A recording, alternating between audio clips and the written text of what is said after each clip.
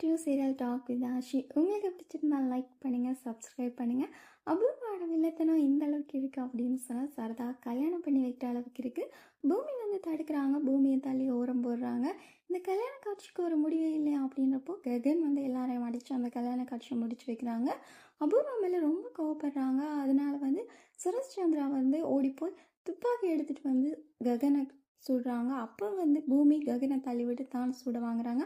பூமியோட உயிர் வந்து ஆபத்தில் இருக்குது அப்படின்னு சொல்லி டாக்டர் சொல்கிறாங்க.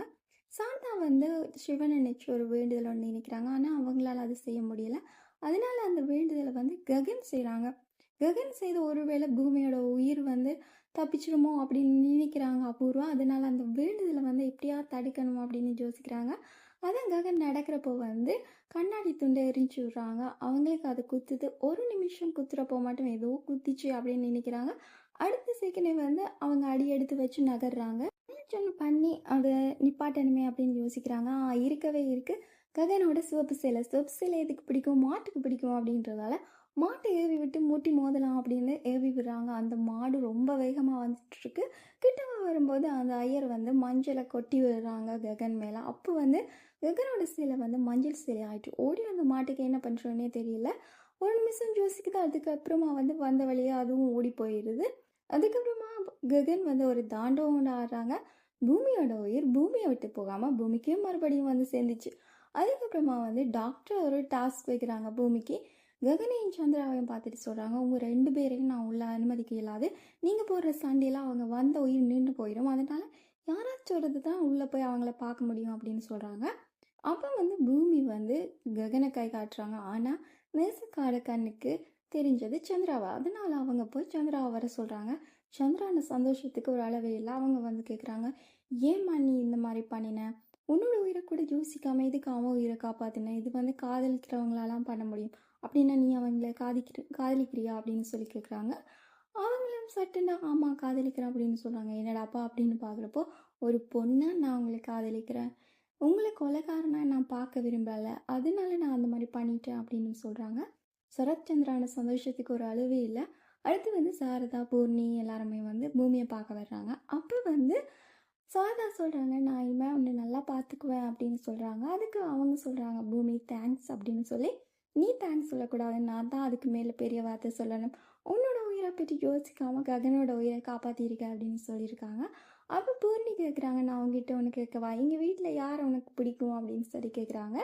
இதை வந்து வெளியில் நின்று ககன் பார்த்துட்ருக்காங்க. அப்போ பூமி சொல்கிறாங்க, உங்கள் 2 பேரையுமே எனக்கு பிடிக்கும், ஆனால் அவருக்கு ஒன்றுனா என்னால் தாங்கிக்க முடியாது.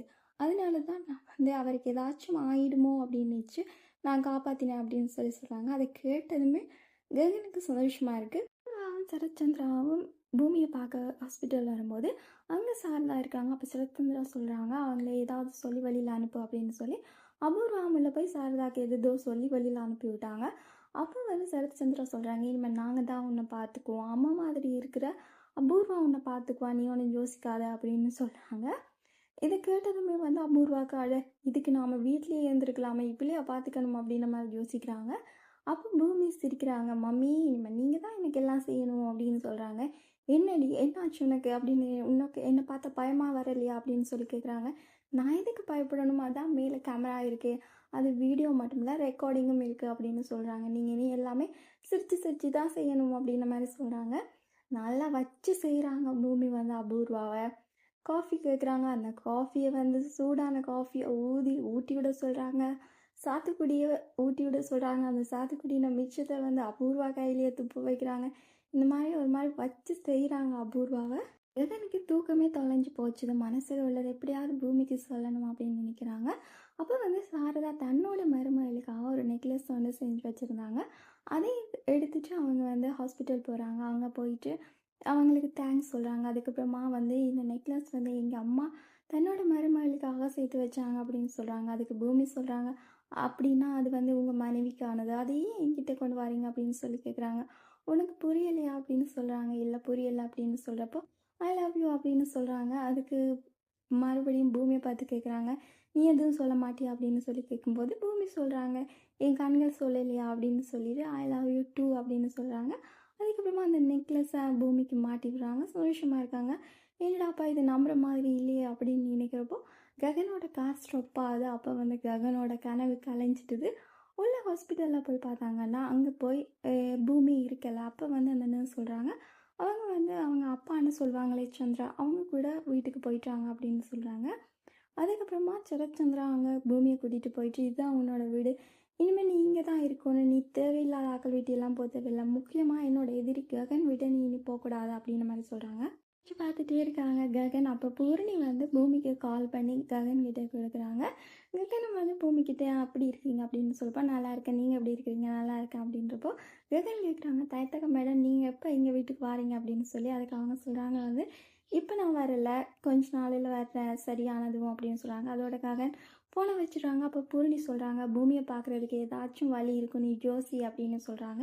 இது ரொம்ப ஊர் மேனகை இவங்க எல்லாரையும் ஓரம் தள்ளிட்டு பேரழகியாக உருமாறி போயிருக்காங்க அபூர்வா. இந்த பேரழகி உருவானதுக்கான காரணம் என்ன அப்படின்னா சொத்தில்லாத நட்சத்திரா பேர் எழுதணும் அப்படின்றதுக்காக. அதனால சரச்சந்திரன் சொல்கிறாங்க ஒரு கதை, உங்களுக்கு அஃபேர்ஸ் இருந்துச்சு அதனால் பிறந்து தான் பூமி அப்படின்னு சொல்லி எல்லாரும் சொல்லிக்கிறாங்க. இதனால் நம்ம வந்து பூமியை வெளியில் தங்க வைக்கலாம், இல்லை கோஸ்டலில் தங்க வைக்கலாம் அப்படின்ற மாதிரி சொல்கிறாங்க. அதில் சரச்சந்திரன் சொல்கிறாரு வந்து இல்லை இல்லை என் மனசு அதை ஒத்துக்கலை, ஒரு குழந்தைய தூக்கி வழியில் போகிற மாதிரி இருக்குது, இல்லை வேணாம் அப்படின்னு மாதிரி சொல்கிறாங்க. அதுக்கு வந்து அபூர்வா சொல்கிறாங்க சரி அப்படின்னு சொன்னால் சொத்தலாத்தையும் நட்சத்திரா பேரில் எழுதி வச்சுருந்தா நட்சத்திரா தான் உங்கள் பொண்ணு அப்படின்னு சொல்லி எல்லாரும் நம்புவாங்க அப்படின்னு சொல்கிறாங்க. அதுக்கு வந்து சரத்சந்திரா சொல்கிறாங்க அது நல்லா இருக்குது, ஆனால் வந்து சொத்து எல்லாத்துக்குமே வந்து ஷோபா தான் சொத்து எல்லாமே, அதனால் வந்து ஷோபா சொல்லியிருக்கா அவள் பொண்ணு உயிரோடு தான் இருக்கா அப்படின்னு சொல்லி. அப்போ வந்து அபூர்வா சொல்கிறாங்க அதை இன்னுமா நம்புறீங்க அப்படின்னு சொல்லி. நான் நம்புறது நம்பாதது வேறு கதை, நான் அதை எதிர்பார்த்துட்ருக்கேன், ஒருவேளை அந்த பொண்ணு வந்துச்சுன்னு சொன்னால் கொஞ்ச நாளைக்கு வெயிட் பண்ணிவிட்டு அதுக்கப்புறமா யோசிக்கலாம் அப்படின்ற மாதிரி சந்திரா சொல்கிறாங்க. பெரிய ஒரு பல்ப் பண்ண அபூர்வா கொடுத்துட்டாங்க. ககன் வந்து பூமியை சந்திக்கிறதுக்காக வர்றாங்க. அப்போ வந்து பூர்ணி கால் பண்ணுறாங்க. பூர்ணி சொல்கிறாங்க நீ யாருக்கும் தெரியாமல் பூனை மாதிரி போயிரு அப்படின்னு சொல்லி. எனதே நான் பூனை மாதிரி போகணுமா அப்படின்னு சொல்கிறாங்க. ஆனால் கடைசியில் பூனை மாதிரியே ககன் போய் வந்து பூமியை சந்திக்கிறாங்க. ககனை பார்த்து ஏன் இந்த டைமில் வந்திருக்கீங்க, இந்த டைமில் எதுக்கு இங்கே வந்தீங்க, யார் கண்ணிலையும் பட்டுட்டா, யார் கண்ணிலையும் படம் தான் வந்திருக்கேன், அது நீ தான் வரமாட்டேன்னு சொல்லிட்டல அதனால நான் வந்துட்டேன். நான் எப்பவும் வரமாட்டேன்னு சொல்லலையே, எனக்கு கொஞ்சம் சரியானதும் வர்றேன். அது வரைக்கும் உன்னை பார்க்காம என்னால் இருக்க முடியாது, அதுக்காக தான் வந்துட்டேன். நிஜமாவா, ஏதாவது சொல்லணும்னு நினைக்கிறீங்களா? ஆமாம். அப்போ சொல்லுங்க. தேங்க்ஸ். தேங்க்ஸா? எதுக்கு? நீ அன்னைக்கு காப்பாத்தினல்ல, இதை சொல்கிறதுக்கு தான் இந்த நேரத்தில் வந்தீங்களா? இல்லை, இன்னொரு விஷயம் இருக்கு. இன்னொரு விஷயம் இருக்கா, சொல்லுங்க. இந்த ஜுவல்ஸ் ஹாஸ்பிட்டலில் மறந்து போய் வந்துட்டேன், இதை கொடுக்க வந்தீங்களா? நான் கிளம்புறேன் பூமி, மறுபடியும் வந்து ஒரு முக்கியமான விஷயத்த சொல்கிறதுக்கு தான் நான் இங்கே வந்தேன், சொல்லுங்க. இங்கே வேண்டாம். இங்கே எனக்கு பிடிக்காத வீட்டில் பிடிச்ச விஷயத்த சொல்கிறதுக்கு என் மனசு கேட்கல.